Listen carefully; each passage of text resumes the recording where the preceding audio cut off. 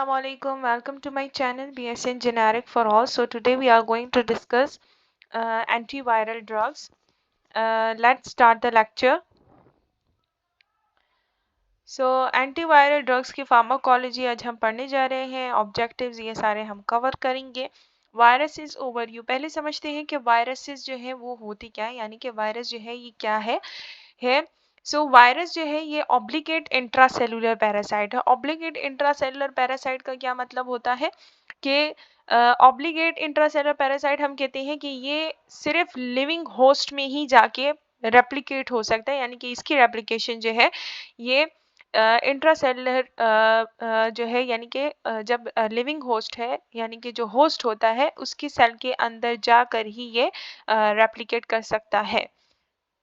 They lack both cell wall and cell membrane. इसका ना ही cell wall होता है ना ही इसमें सेल मेम्ब्रेन होता है, और इसीलिए इसके अंदर मेटाबॉलिक प्रोसेस नहीं होता है. सो मेटाबॉलिक प्रोसेस को करने के लिए, मेटाबॉलिज्म के लिए, यानी कि इसका मेटाबॉलिक सिस्टम जो है ये कैसे रन होता है, ये होस्ट के अंदर जब जाता है तभी ये लिविंग कंडीशन में होता है एंड वहाँ पे रेप्लिकेशन भी करता है और होस्ट का मेटाबॉलिक सिस्टम यूज करके अपना मेटाबॉलिक प्रोसेस चलाता है. सो ये डिफरेंट होते हैं दूसरे माइक्रोब से किस किस वजह से, किस किस एंड उससे. सो वायरस जो है ये रेप्लिकेट नहीं कर सकते, जबकि दूसरे बैक्टीरिया वगैरह जो है रेप्लिकेशन करते हैं खुद ही. ये खुद रेप्लिकेट नहीं कर सकते बल्कि होस्ट के अंदर जाकर उनका जो रेप्लिकेशन सिस्टम हो जाए, तो मेटाबॉलिक प्रोसेस होता है, जो मशीनरी होती है उनकी रेप्लिकेशन की, वो यूज करते हैं और ये अटैच करते हैं और एंटर हो जाते हैं होस्ट सेल में. और ये यूज करते हैं होस्ट की सेल एनर्जी को, यानी कि अपना डीएनए आरएनए प्रोटीन को सिंथेसाइज करने के लिए होस्ट जो है, यानी कि जो ह्यूमंस हैं उनकी एनर्जी को यूज करते हैं.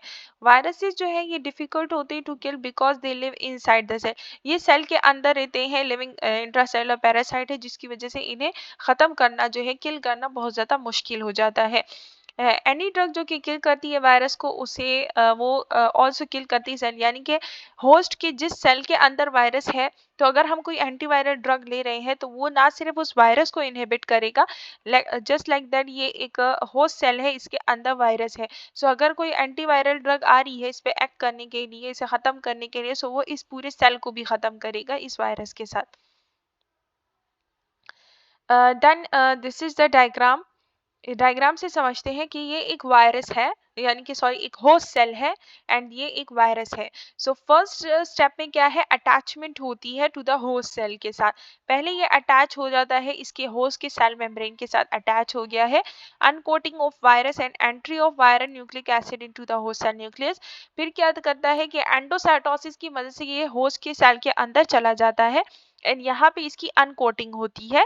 अनकोटिंग जो है ये इसकी किस तरह से होगी, एंडोसोम जो है इसके बाउंड कर जाता है एंड यहाँ पे एंडोसोम की बाउंडिंग होती है, ये इसे हाइड्रोजन आयन, यानी कि जो पॉजिटिव आयंस होते हैं, इसे सप्लाई करता है, इसे एसिडिफाइड कर देता है ताकि इसका जो कोट है ये हट जाए एंड वायरल जो इसका पार्ट है वो न्यूक्लिक जो है वो रिलीज हो जाता है, एंटर करता है न्यूक्लिक एसिड में. यहाँ पे ये होस्ट का जो न्यूक्लियस है यहाँ पे एंटर कर जाएगा और होस्ट की जो डीएनए आरएनए एंड प्रोटीन की प्रोडक्शन होगी उस पर कंट्रोल कर लेगा, यानी कि उसके साथ अटैच हो जाएगा. तो अब होस्ट का सेल जो डिवाइड हो रहा था, डीएनए आरएनए बना रहा था, तो अब वो वायरस का जो है सेल उसे डिवाइड करेगा, उसकी रेप्लिकेशन करेगा. यहाँ पे ये इसे जो है मिस इंटरप्ट, यानी कि इसे धोखा दे देता है. सो मिस गाइड कर देता है डीएनए मशीनरी को, तो वो इसका सेल जो है वो डिवाइड कर रहा होता है अपना समझ के. बिकॉज वायरस जो है इसकी एक ये खसूसियत है कि ये म्यूटेशन करता रहता है कॉन्स्टेंटली, इसकी म्यूटेशन होती है. तो ये ऐसे म्यूटेशन करता है कि ये सेल समझता है कि ये होस्ट सेल समझता है कि ये मेरे ही अपने सेल का पार्ट है, इस वजह से इसे रेप्लिकेट करना स्टार्ट कर देता है एंड देन प्रोडक्शन होती है, वायरस सब यूनिट्स बन जाते हैं एंड यहाँ पे रिलीज हो जाते हैं राइबोसोम में. मैसेंजर यहाँ पे ट्रांसक्रिप्शन का प्रोसेस यहाँ पे हो जाता है, यहाँ पे ट्रांसक्रिप्शन का प्रोसेस न्यूक्लियस में हो जाता है, ट्रांसलेशन का प्रोसेस जो है राइबोसोम्स में हो जाता है, साइटोप्लाज्म में. एंड देन वायरसेस जो इनके डिफरेंट सब यूनिट रिलीज होते हैं, इनकी असेंबल्ड हो जाती है एंड रिलीज हो जाते हैं वायरॉन्स. देन वायरस का लाइफ साइकिल क्या है टोटल वो समझते हैं। सो फर्स्ट ऑफ ऑल क्या है, वायरस जो है ये इन्वेलप भी हो सकता है, अनइन्वेलप भी हो सकता है, यानी कि इसकी आउटर कोटीन प्रोटीन कोड जो होता है ये किसी वायरस में होता है, कुछ में नहीं होता है। एंड देन ये इसकी फ्यूजन हो जाती है रिसेप्टर पे, होस्ट सेल के रिसेप्टर पे इसकी फ्यूजन हो जाती है। मेनली यहाँ पे सैलिसिलिक एसिड होता है जो कि जिसके साथ इसकी बॉन्डिंग हो जाती है एंड एंडोसाइटोसिस की मदद से ये अंदर आ जाता है। एंडोसाइटोसिस या एंडोसोम जो है इसको कवर कर लेता है। एंडोसोम इसे हाइड्रोजन आयन प्रोवाइड करता है, इसे एसिडिफाइड कर लेता है M2 चैनल के जरिए से। यहाँ पे M2 मैट्रिक्स होता है, M2 चैनल होता है, इसके जरिए से इसे हाइड्रोजन पॉजिटिव आयन दे रहा है। जितने हाइड्रोजन आयन जाएंगे उतना ही वो एसिडिफाइड हो जाएगा एंड प्रोटीन इसका जो एनवेलप है वो हट जाएगा एंड जो हमारी अनकोटिंग है वो हो जाएगी एंड वायरस का जो न्यूक्लिक एसिड है ये रिलीज हो जाएगा एंड देन ये एंटर करता है होस्ट के न्यूक्लियस में। एंड अब ये जो रेप्लिकेशन मशीनरी नॉर्मल थी, वायरस न्यूक्लिक एसिड हमारे न्यूक्लिक एसिड के साथ अटैच हो जाता है, होस्ट के न्यूक्लिक एसिड के साथ अटैच हो जाता है एंड ट्रांसक्रिप्शन का प्रोसेस इसी का हो जाता है। वायरल मैसेंजर आरएनए बन जाता है। वायरल मैसेंजर आरएनए बाहर रिलीज होता है इनटू द राइबोसोम में, साइटोप्लाज्म में जाता है। राइबोसोम में इसकी प्रोटीन सिंथेसिस होती है ट्रांसलेशन के जरिए से, डिफरेंट सब यूनिट बनते हैं, उनकी असेंबली होती है एंड जो प्रोटीन कोड होता है वो डायरेक्ट रिलीज हो जाता है, अटैच होता है सेल मेम्ब्रेन के साथ। एंड जब वायरस रिलीज हो रहा होता है तो ये इस इन्वेलप को भी इसके साथ कर लेता है एंड ये फुल इन्वेलप्ड वायरस वापस से न्यू रिलीज हो गया है। इस तरह से ये स्प्रेड होता जाता है दूसरे सेल्स में। फिर है वायरल इन्फेक्शंस क्या होते हैं। सो कॉम्पिटेंट इम्यून सिस्टम जो होता है वो वायरल इन्फेक्शन पे बेस्ट रिस्पॉन्स देता है, यानी कि हमारा इम्यून फिक्शन जो है इम्यून सिस्टम जो है वायरस को रेप्लिकेशन को डिस्ट्रॉय करके उसे एलिमिनेट करने की कोशिश करता है। जबकि इम्यूनो कॉम्प्रोमाइज पेशेंट जो होते हैं उन्हें फ्रिक्वेंट वायरल इन्फेक्शंस का चांस होता है, जैसे कि कैंसर पेशेंट हो गए हैं, स्पेशली लिक्वीमिया और लेम्फोमा के पेशेंट जो होते हैं, लेम्फनो यानी कि ट्यूमर्स वगैरह जिनको हो जाते हैं, या फिर वाइट ब्लड सेल कैंसर हो जाता है। एंड ट्रांसप्लांट पेशेंट्स जो इनको ट्रांसप्लांट हुआ होता है तो फार्माकोलॉजिकल थेरेपी की वजह से उनका इम्यून सिस्टम सप्रेस होता है, कोर्टिकोस्टेरॉइड दिए जाते हैं उन्हें, जिसकी वजह से भी उन्हें वायरल इन्फेक्शन का चांस ज़्यादा हो सकता है। एड्स पेशेंट जो है उनका इम्यून सिस्टम डिप्रेस हो चुका होता है तो उन्हें भी वायरल इन्फेक्शन आसानी से हो सकते हैं। सो करंटली जो एंटीवायरल थेरेपीज यूज़ की जाती हैं है उसमें यानी कि किस किस अगेंस्ट कौन कौन से जो है वायरसेस के अगेंस्ट, तो सबसे पहले है साइटोमेगालो वायरस के अगेंस्ट जो थेरेपीज यूज की जाती हैं।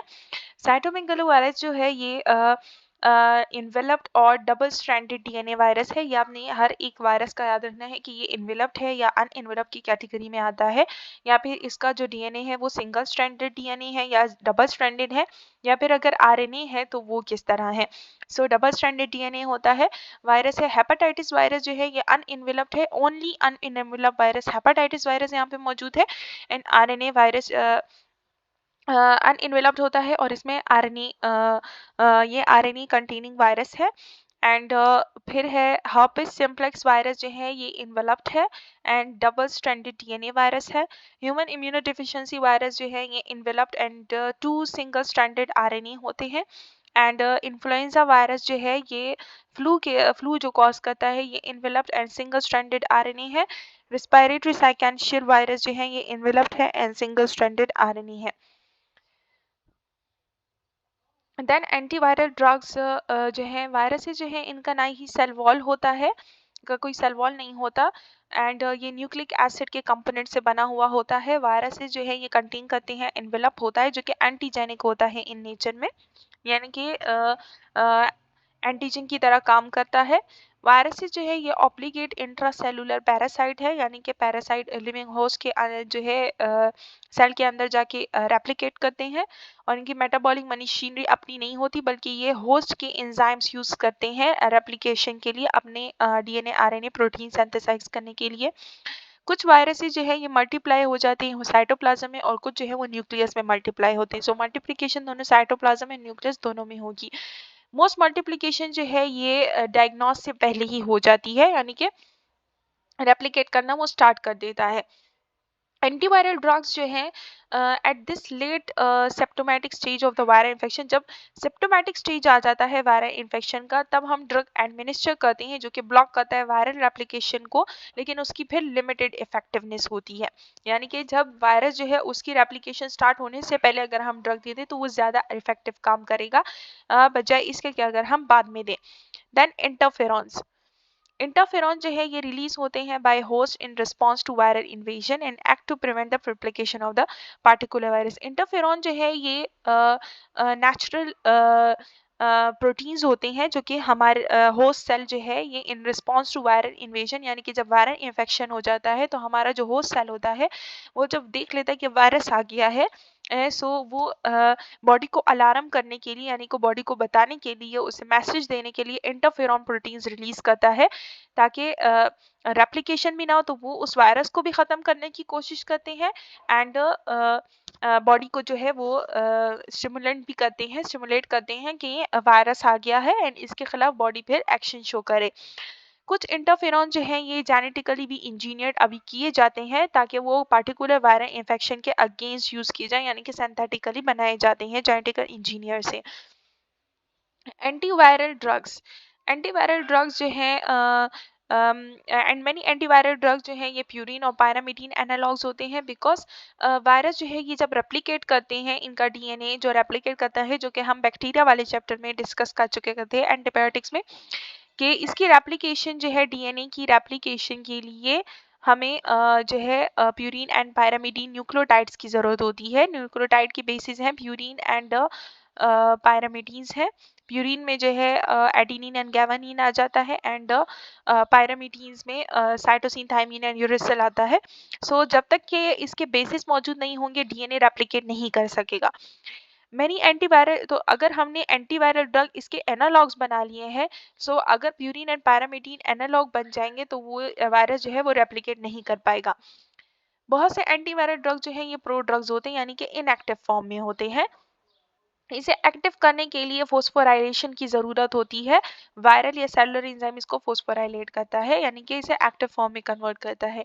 एंटीवायरल एजेंट जो है ये इनहिबिट करते हैं एक्टिव रेप्लिकेशन को, सो वायरल ग्रोथ जो है ये रिज्यूम हो जाती है आफ्टर, यानी कि अगर ये एक्टिव रेप्लिकेशन को इनहिबिट कर रहे हैं सो अगर हमने ड्रग जो है वो उसका पूरा वायरस जो है वो ख़त्म नहीं हुआ है एंड हमने ड्रग स्टॉप कर दी है, सो ये वायरल ग्रोथ जो है वापस से रिज्यूम भी हो सकती है।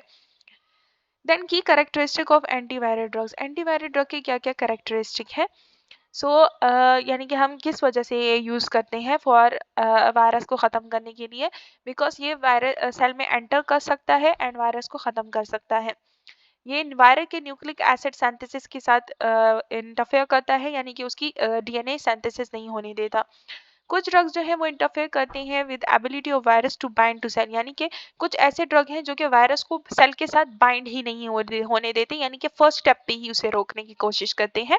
और कुछ ड्रग जो है ये स्टिमुलेट करते हैं बॉडी के इम्यून सिस्टम को कि वो कुछ ना कुछ करे इस वायरस को ख़त्म करने के लिए। और कुछ ऐसे drug, best response to antiviral drug जो है ये जिनका कॉम्पिटेंट इम्यून सिस्टम होता है उन पेशेंट्स में होता है, वो आसानी से वायरल इन्फेक्शन से रिकवर कर जाते हैं। हेल्थी इम्यून सिस्टम जो है ये साइनर्जिस्टिकली वर्क करता है विद द ड्रग के साथ, ताकि एलिमिनेट करे और सप्रेस करे वायरल एक्टिव। साइनर्जिस्टिकली यानी कि जो ड्रग की कैपेसिटी एबिलिटी है और जो हमारी बॉडी की एबिलिटी हो जाएगी तो ये डबल हो जाएगा इसका इफेक्ट, और आसानी से हम वायरल इन्फेक्शन से बच जाएंगे। सो अब यहाँ पे कौन कौन से स्टेप पे ड्रग्स एक्ट करती हैं वायरस को ख़त्म करने के लिए, ब्लॉक करने के लिए। सो फर्स्ट पे उसकी यानी कि अटैचमेंट जो होती है सेल मेम्ब्रेन के साथ, इसको ही ब्लॉक करने के लिए हम इफोवर्टाइड देते हैं जो कि HIV ड्रग है, एंड गैमा ग्लोबुलिन्स देते हैं, नॉन स्पेसिफिक होता है, यानी कि वायरस को फर्स्ट स्टेप पे ही ये रोकने की कोशिश करता है कि ये अटैच ही ना हो होस्ट सेल के साथ। देन अगर पेनिट्रेशन हो जाती है उसके बाद फिर क्या करेंगे, फिर उसके बाद क्या होता है कि वायरस की अनकोटिंग होती है, जब एंडोसाइटोसिस हो जाती है, अनकोटिंग होता है, इसका जीनोम अनकोट होता है, तो ये हम ब्लॉक कर सकते हैं एमेंटेडिन से, जो कि इन्फ्लुएंजा ए वायरस के लिए हम यूज़ करते हैं अनकोटिंग इनहिबिटर, फिर हम इसे कहेंगे। एंड देन ये अर्ली प्रोटीन सिंथेसिस करता है। अर्ली प्रोटीन सिंथेसिस क्या होती है, अर्ली प्रोटीन सिंथेसिस जो है ये रेगुलेटरी प्रोटीन्स होते हैं जो कि फॉर्मेशन करती हैं ऑफ वायरल डीएनए रेप्लिकेशन, ये वायरल डीएनए की रेप्लिकेशन करते हैं। अर्ली प्रोटीन सिंथेसिस जो है वायरस की डीएनए रेप्लिकेशन में हेल्प करते हैं, यानी कि रेगुलेटरी प्रोटीन्स होते हैं। And then nucleic acid synthesis, तो इसे ब्लॉक करने के लिए हम देते हैं फॉर्मिवेरसिन, जो कि साइटोमेगालोवायरस के अगेंस्ट यूज की जाती है।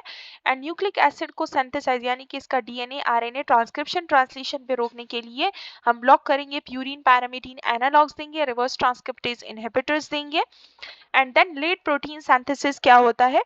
Late protein synthesis, actually this early and late protein synthesis जो है ये डिपेंड करता है जीनोम की रेप्लिकेशन पे। अगर उसका जो अर्ली प्रोटीन जो है ये रेगुलेटरी प्रोटीन्स होते हैं और ये वायरल डीएनए रेप्लिकेशन के लिए ज़रूरी होते हैं उसकी फॉर्मेशन के लिए, जबकि लेट प्रोटीन जो होते हैं ये स्ट्रक्चर प्रोटीन्स होते हैं जो कि वायरल का जो कोट होता है, जो कैप्सिड होता है, आउटर कोट होता है, वो बनाता है। इसे इनहिबिट करने के लिए हम देते हैं मीथाइलसाइज़ोन वायरोला प्रोटीज इनहिबिटर है, यानी कि प्रोटीन सिंथेसिस को इनहिबिट करता है। फिर है पैकेजिंग एंड असेंबली। असेंबली को कौन इनहिबिट करेगा? ये है रिफेम्सिन हम यूज करते हैं। एंड देन इसकी जो रिलीज है, रिलीज के लिए न्यूरामिनिडेज एंजाइम की जरूरत होती है। सो इसको इनहिबिट करने के लिए जो है न्यूरामिनिडेज इनहिबिटर्स हम देंगे। इसमें आ जाते हैं ओसेल्टामाविर वगैरह। सो अब ये वन बाय वन हम ये सारे ड्रग्स जो हैं ये पढ़ेंगे कि किस पॉइंट पे कौन सा ड्रग जो है वो किस तरह से वायरस की रेप्लिकेशन को इनहिबिट करता है। सो treatment of respiratory virus infection. Respiratory virus अगर इन्फेक्शन हो जाता है, वायरल इन्फेक्शन हो जाता है रिस्पायरेटरी सिस्टम में, तो उसे हम किस तरह ट्रीट करेंगे? हम यूज करते हैं agent for treatment of infection के लिए, जो कि influenza A and influenza B, जो कि रिस्पायरेटरी साइकेंशियल वायरस जो है, इनके अगेंस्ट हम कौन कौन सी ट्रीटमेंट देंगे? इम्यूनाइजेशन हम कर सकते हैं, इन्फ्लुएंजा ए के लिए सिर्फ अवेलेबल है, बी के लिए नहीं। एंड हाउ एंटीवायरल एजेंट जो कि हम यूज करते हैं आर यूज इफ हमने एंटीवायरल एजेंट तब यूज करनी है अगर पेशेंट जो है वैक्सीन, यानी कि इन्फ्लुएंजा के ए के लिए तो वैक्सीनेशन मौजूद है, इम्यूनाइजेशन कर सकते हैं, लेकिन अगर किसी पेशेंट को एलर्जी है वैक्सीनेशन से, तो उन्हें हम फिर एंटीवायरल एजेंट्स देते हैं, ड्रग्स देते हैं। And virus not covered by vaccine, और अगर वायरस जो है वो वैक्सीनेशन हो भी गई है लेकिन उससे ठीक नहीं हो रहा है, तब हम एंटीवायरल एजेंट्स देते हैं।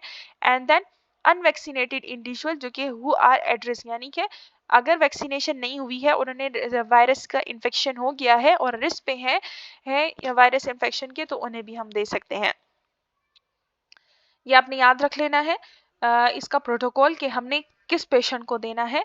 एंटीवायरल ड्रग्स जो है फॉर रिस्पायरेटरी वायरल इन्फेक्शन के लिए, इन्फ्लुएंजा इन्फेक्शन है, इनके लिए हम कौन से देंगे? एंड रिस्पायरेटरी साइकेंशियल वायरस जो कि ब्रोंकोलाइटिस कॉज करता है, ब्रोंकाई की इन्फ्लेमेशन होती है, उनके लिए हम रेबोवरिन देते हैं। एंड इन्फ्लुएंजा के लिए हम दो टाइप के ड्रग्स देते हैं।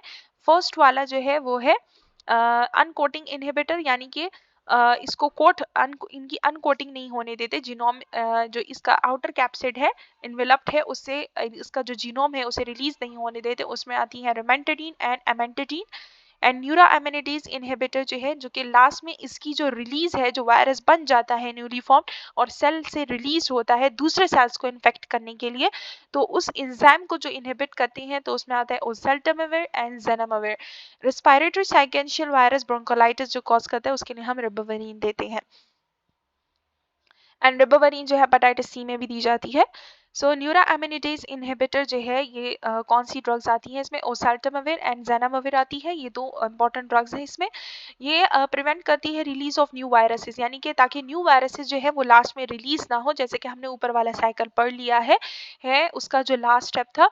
और ये क्योंकि अगर वायरस न्यू रिलीज होंगे तो ये न्यू सेल्स को जाके अफेक्ट करेंगे और cells to cell virus spread होता जाएगा। Effective against both type 1 and type B influenza virus के लिए इफेक्टिव है। एंड ये इंटरफेयर नहीं करता with immune response to influenza A vaccine, यानी कि अगर उसके साथ ये जो है इंटरफेयर नहीं करेगा। हम ये 24 टू 48 आवर्स के विद इन हमने देना है जब इन्फेक्शन हो जाता है। After the onset of infection can reduce the intensity, क्योंकि अगर हमने 24 टू 48 आवर्स में ये दे दी है, तो इन्फेक्शन जो है उसकी ज़्यादा चांस है कि उसकी इंटेंसिटी और जो उसके ड्यूरेशन ऑफ सिम्पटम है वो डिक्रीज हो जाए ज़्यादा हद तक। न्यूरोइम्यूनिटीज का मैकेनिज्म ऑफ एक्शन क्या है? इन्फ्लुएंजा वायरस जो है इसका स्पेसिफिक एंजाइम होता है न्यूरोइम्यूनिटीज, ये रिलीज करता है जो कि होस्ट सेल मेम्ब्रेन में पहले से ही इंसर्ट हो जाता है। है पहले से ही इंसर्ट हो जाता है ताकि न्यू वायरस जो है वो आसानी से रिलीज हो सके इस न्यूरोएमिनेडेज एंजाइम की मदद से है। क्योंकि हम जैसे कि पढ़ते हैं कि जो वायरस होता है यानी कि जो इन्फ्लुएंजा वायरस होता है ये इन्वेलप्ड वायरस है एंड इसका जो लिपिड बिलियर से ये बना होता है और इसके 3 वायरल ट्रांसमेम्ब्रेन प्रोटीन्स होते हैं। एक हेमोग्लूटिनिन होता है, एक न्यूरोएमिनेडेज होता है और एक मैट्रिक्स 2M2 होता है जो चैनल के तौर पे होता है, जो कि हम पहले उसका जिक्र कर चुके हैं। सो ये हेमाग्लूटिनिन एंड न्यूरोएमिनेडेज जो होता है ये वायरस के ऊपर होते हैं है। इसका साइकिल मैं आपको नेक्स्ट स्लाइड में थोड़ा और भी बता देती हूँ फिर। सो इस एंजाइम को इनहिबिट करेगा एंड न्यूरोएमिनेडेज एक्टिविटी इनहिबिट हो जाएगी इस ड्रग से। फार्माकोकाइनेटिक इसकी क्या है? सो ओसेल्टामिविर जो है ये हम ओरली एक्टिव प्रो ड्रग है।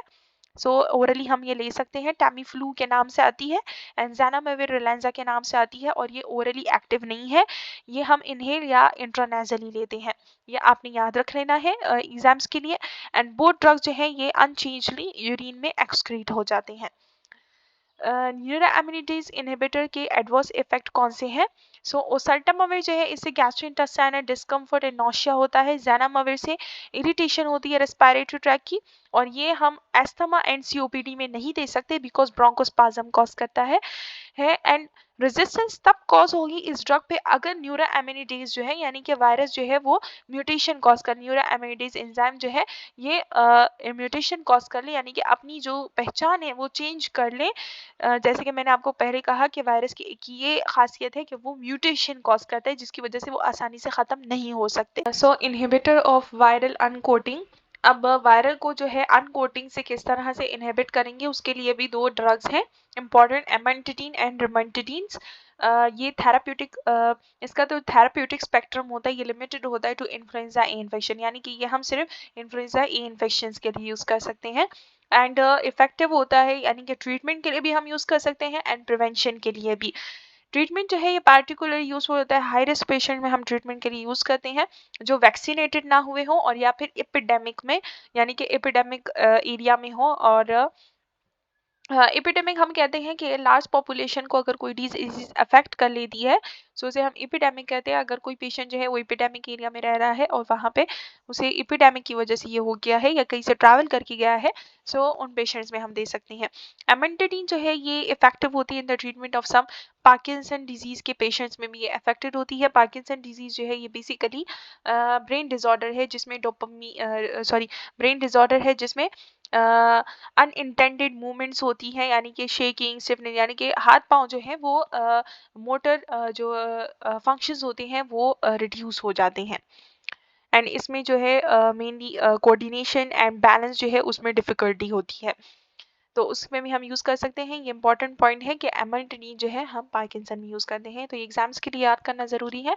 एंड देन आ जाते हैं inhibitor of viral uncoating। so mechanism of action इसका important है। so mechanism of action क्या है कि primary mechanism block the viral matrix protein M2। जैसे कि मैंने आपको पहले से बताया है कि इन्फ्लुएंजा वायरस के 3 ट्रांसमेम्ब्रेन प्रोटीन्स होती हैं haemagglutinin, neuraminidase and matrix protein M2। so ये फंक्शन करता है as a channel for hydrogen ion के लिए यानी कि एंडोसोम चैनल के तौर पे काम करता है। हाइड्रोजन आयन सप्लाई करता है यानी कि पॉजिटिव आयंस है, कैटाइंस है, ये सप्लाई करता है to the virus. This channel जो है ये रिक्वायर्ड होता है फॉर द फ्यूजन ऑफ इसका मैकेनिज्म ऑफ एक्शन। जैसे कि अभी ये वायरस है, वायरस जो है ये सैलिसिलिक एसिड के साथ हमारी जो होस्ट सेल है होता है उसके सेल मेम्ब्रेन पे सैलिसिलिक एसिड होता है उसके साथ अटैच हो जाता है एंड एंडोसाइटोसिस की मदद से ये अंदर आ जाता है। अब एंडोसाइटोसिस में क्या होता है कि ये जो वायरस है इसके ऊपर अपना एक प्रोटीन कोट है, इसे प्रोटीन इसकी अनकोटिंग करनी होती है। सो इसकी अनकोटिंग के लिए जो एंडोसोम है ये बाहर वाला जो है ये एंडोसोम है, एंडोसोम है। सो एंडोसोम जो है ये इसका एक चैनल होता है, प्रोटीन चैनल होता है जिसे हम M2 मैट्रिक्स कहते हैं, M2 प्रोटीन कहते हैं। सो ये इसे कॉन्स्टेंटली हाइड्रोजन प्लस आयन जो है सप्लाई कर रहा होता है जिसकी वजह से जो सेल वायरस है इसकी सेल का अंदर का वायरस का जो इन्वायरमेंट है वो एसिडिफाइड हो जाता है, एसिडिक हो जाता है। तो इसका जो ये प्रोटीन है कोट है ये हट जाता है यहाँ से एंड ये वायरस जो है ये रिलीज हो जाता है है इसका जीनोम रिलीज हो जाता है और इसका प्रोटीन कोड हट जाता है, इनवेलप हट जाता है एंड देन ये एंटर कर जाता है होस्ट के न्यूक्लियस में, एंटर कर देता है, उसकी मशीनरी पे कब्जा कर लेता है डीएनए मशीनरी को यूज करता है, उसके साथ अटैच हो जाता है एंड अब वो जो होस्ट सेल है उसका जो डीएनए मशीनरी है वो मिसगाइडेड होके इसके वायरस के सेल को रेप्लिकेट करना स्टार्ट कर देती है। सो ट्रांसक्रिप्शन का प्रोसेस जो है वो न्यूक्लियस में होता है एंड देन ट्रांसलेशन का प्रोसेस जो है वो राइबोसोम में हो जाता है राइबोसोम में प्रोटीन सिंथेसिस होती है, ट्रांसलेशन हो जाती है। सो यहाँ पे ये ट्रांसलेशन हो जाएगी, ये रिलीज हो जाएगा। अब गोल्जी एपरेटस से कुछ न्यूरोएमिनिडेज यानी कि यहाँ पे जो गोल्जी एपरेटस है, सो ये गोल्जी एपरेटस न्यूरोएमिनिडेज एंजाइम रिलीज कर लेते हैं और ये चले जाते हैं सेल मेम्ब्रेन के साथ फ्यूज्ड हो जाते हैं। यहाँ पे राइबोसोम जो है ये ट्रांसलेशन करके प्रोटीन्स बना लेते हैं, डिफरेंट वायरस सब यूनिट बना लेते हैं, इनकी असेंबली हो जाती है एंड ये भी फ्यूज होने की यानी कि यहाँ से बर्ड ऑफ होने की कोशिश करते हैं। और यहाँ पे ये बर्ड ऑफ होने के साथ साथ इन जो न्यूरोएमिनिडेज एंजाइम होता है इसको अपने साथ ही ले लेते हैं, ये इस पे अटैच हो जाता है, वापस से इसके पास अपना प्रोटीन कोड आ जाता है, इनवेलप आ जाता है एंड ये रिलीज हो जाता है एज ए न्यू वायरस के तौर पे, ये वापस से रिलीज हो गया, इसका प्रोटीन कोड भी है इसके साथ।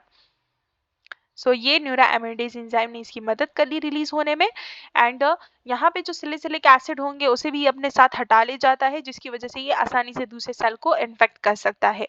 सो अब इस M2 चैनल को ब्लॉक करने के लिए जो ड्रग्स हम देते हैं सो उसे हम कहते हैं वो एमेंटेडिन एंड रिमेंटेडिन है एंड इसे हम अनकोटिंग इनहिबिटर्स कहते हैं जो कि अनकोटिंग में हेल्प कर रहे हैं।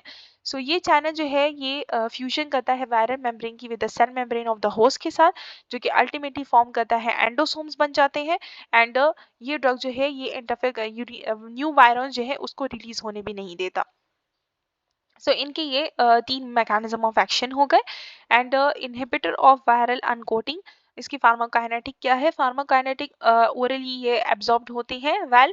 एमेंटाडीन जो है ये डिस्ट्रीब्यूट होता है through out the body and ये सेंट्रल नर्वस सिस्टम को भी पेनिट्रेट करता है एंड रिमेंटेडिन जो है क्रॉस नहीं करता ब्लड ब्रेन बैरियर को। सो इनके दरमियान का एक डिफरेंस हो गया कि एमेंटेडिन ब्लड ब्रेन बैरियर को क्रॉस करता है जबकि रिमेंटेडिन नहीं करता और ये एक्सक्रीटेड होता है यूरिन में और ये सम टाइम एक्यूमुलेट हो जाता है यूरिन यानी कि रिनल से जब यूरिन में ये एक्सक्रीट हो जाता है वहाँ पे ये एक्यूमुलेट हो जाता है जिसकी वजह से रिनल फेलियर कॉज कर सकता है क्योंकि टॉक्सिक होता है। एडवर्स इफेक्ट इसके क्या क्या है, एमेंटेडिन जो है इसके साइड इफेक्ट है हेलोसिनेशन होती है, हेलोसिनेशन बेसिकली परसेप्शनल डिसऑर्डर है, सीजर्स होते हैं जो सेंट्रल नर्वस सिस्टम की इलेक्ट्रिकल कंडक्टिविटी जब ज़्यादा हो जाती है ओवर स्टिमुलेट हो जाता है, रिनल इम्पेयरमेंट हो जाता है एक्यूमुलेशन की वजह से एंड एपिलेप्सीज आ सकते हैं। एपिलेप्सी एंड सीजर बेसिकली एक ही चीज़ है।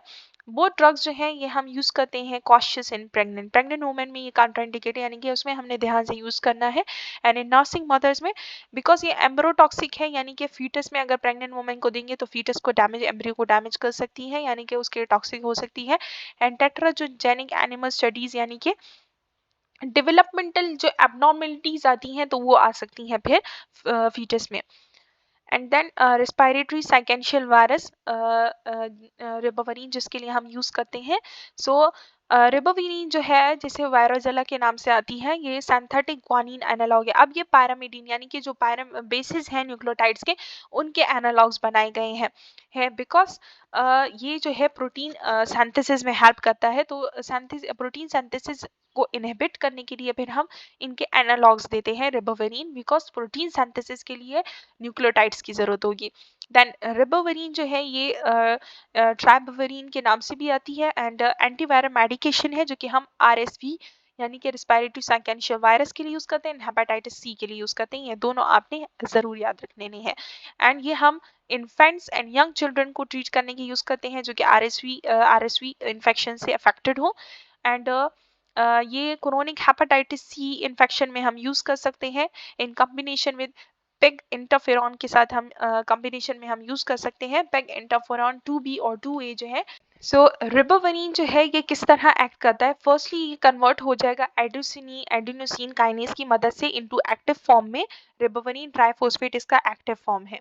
रिबाविरिन ट्राइफॉस्फेट एक्चुअली ये कंपाउंड RNA पॉलीमराइजेशन को इनहिबिट करता है थेराप्यूटिक डोजेस पे और एडिनोसिन ट्राइफॉस्फेट के साथ compete करता है है पॉलीमरेज पे इसे बाइंड नहीं होने देता, बिकॉज अगर एडिनोसिन ट्राइफॉस्फेट गैवानोसिन ट्राइफॉस्फेट जो है ये पॉलीमरेज के साथ बाइंड हो जाते हैं तो ये इसकी रेप्लिकेशन में हेल्प करते हैं। सो अगर रिबोवरिन ट्राइफॉस्फेट यानी कि रिबोवरिन किस तरह एक्ट करेगा, ये पहले रिबोवरिन मोनोफॉस्फेट में कन्वर्ट होगा, देन रिबोवरिन ट्राइफॉस्फेट में कन्वर्ट होगा, एंड देन ये आरएनए पॉलीमरेज के साथ बाइंड हो जाएगा, एडेनोसिन ट्राइफॉस्फेट एंड गैवानोसिन ट्राइफॉस्फेट के साथ compete करेगा, एंड देन इसकी रेप्लिकेशन नहीं होने पाएगा, यानी कि वायरस की रेप्लिकेशन इस तरह नहीं हो पाएगी।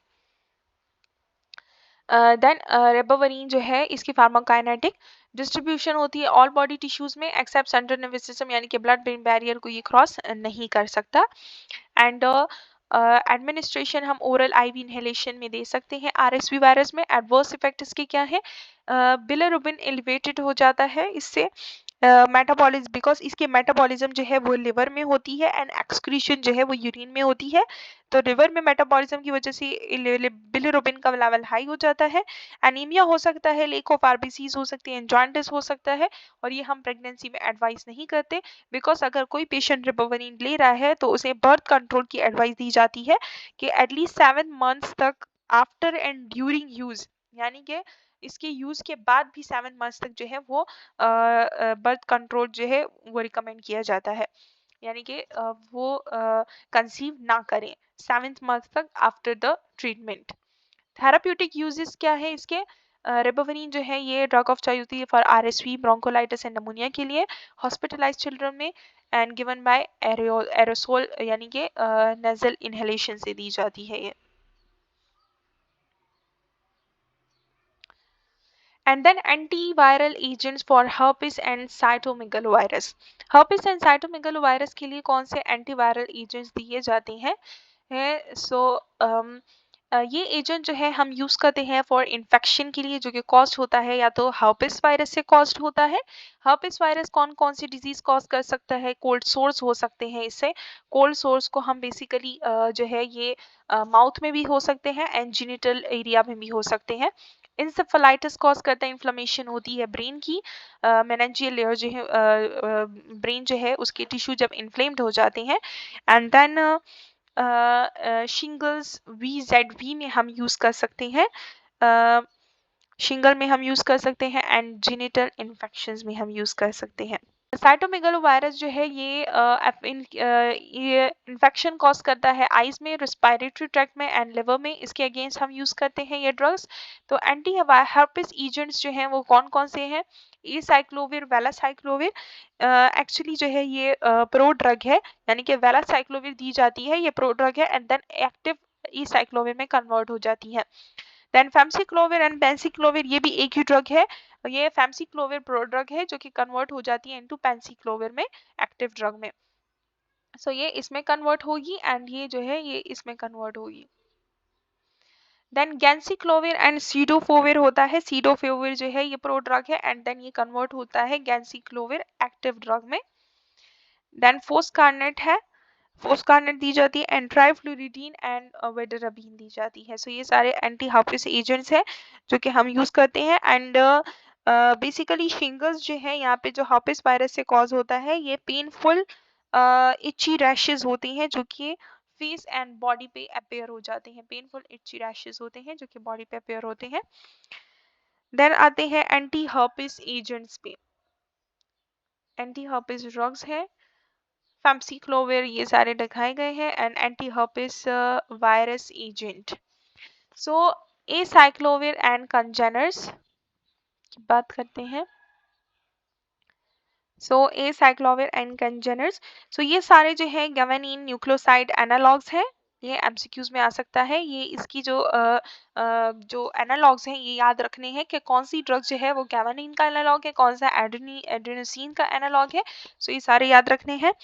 सो वेलासाइक्लोविर जो है ये प्रो ड्रग है एसाइक्लोविर का विद बेटर बायोअवेलेबिलिटी, यानी कि वेलासाइक्लोविर जो है ये प्रो ड्रग है एसाइक्लोविर का, क्योंकि वेलासाइक्लोविर जो है प्रो ड्रग है और ये कन्वर्ट होगी एसाइक्लोविर में विद बेटर, क्योंकि ये एसाइक्लोविर में इसीलिए बनाई जाती है, ये इस तरह डिजाइन की गई है वेलासाइक्लोविर के फॉर्म में, ताकि इसकी बायोबिलिटी इंप्रूव हो, यानी कि साइट ऑफ एक्शन पे ज्यादा ड्रग अवेलेबल हो। सो ये कन्वर्ट हो जाएगी एसाइक्लोविर में एंड देन ये एक्शन परफॉर्म करेगी। फैम्सिक्लोविर जो है ये हाइड्रोलाइज होता है बाय टू पेंसिक्लोविर में एंड हैज ग्रेटेस्ट बायोबिलिटी, यानी कि इसकी बायोबिलिटी को इम्प्रूव करने के लिए ये इस प्रो ड्रग के फॉर्म में बनाए गए हैं। पेंसिक्लोविर जो है हम टॉपिकली यूज करते हैं, क्लोविर जो है ये हम ओरली एडमिनिस्टर कर सकते हैं। सो ये किस तरह होता है कि फैम्सिक्लोविर जो है ये अगर हम ले लेते हैं फैम्सिक्लोविर के फॉर्म में, ये प्रोड्रग है, देन फर्स्ट पास मेटाबॉलिज्म इसका होता है, ओरली हमने ले ली फैम्सिक्लोविर, फर्स्ट पास मेटाबॉलिज्म से ये पास्ट होगा, यानी कि यहाँ पे आ गया है हमारा first pass metabolism FMP. So first pass metabolism के बाद ये पास होगा एंड कन्वर्ट हो जाएगा पेंसिक्लोविर में, ये पेंसिक्लोविर में कन्वर्ट हो जाएगा एंड देन सो अब तक के लिए इतना ही। एंटीवायरल ड्रग की मज़ीद क्लासिफिकेशन देखने के लिए इस वीडियो का नेक्स्ट पार्ट देखिए।